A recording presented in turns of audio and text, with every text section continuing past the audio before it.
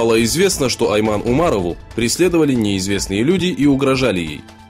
По сообщениям Казах-Хабар, адвокату Серикжана Беляшулы, задержанного казахстанскими правоохранителями по требованию Китая за распространение сведений о лагерях политического перевоспитания и нарушение прав человека в Восточном Туркестане, угрожает опасность.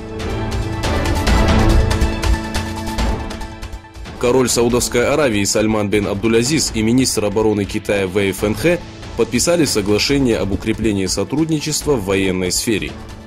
По сообщениям информационного агентства SPA, король Сальман встретил китайского министра во дворце Ямама, находящемся в Рияде. Вэй Фэнхэ посетил Саудовскую Аравию сразу после официального визита в Египет, где также подписал ряд соглашений с Абдуль-Фаттахом Сиси.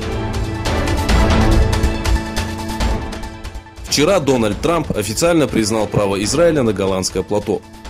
Стали известны и причины данного решения.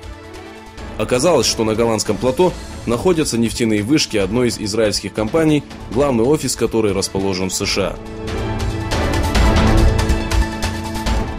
Официальный представитель Министерства иностранных дел России Мария Захарова, ссылаясь на логику министра иностранных дел США, поддержавшего решение Трампа о признании Голландского плато территорией Израиля, заявила, что официальный Вашингтон ограничивает поездки в Крым, осознавая, что в случае выяснения реальной обстановки США будет вынуждена признать Крым территорией России.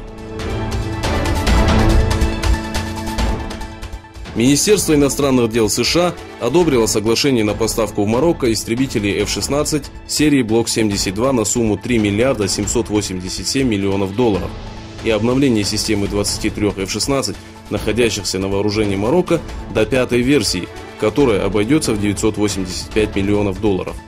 В уведомлении министерства подчеркивается, что данная сделка направлена на гарантирование интересов США и укрепление сотрудничества с союзниками вне НАТО. Более того, был отмечен факт, что Марокко является одним из важных рычагов экономического развития и политической стабильности в Северной Африке.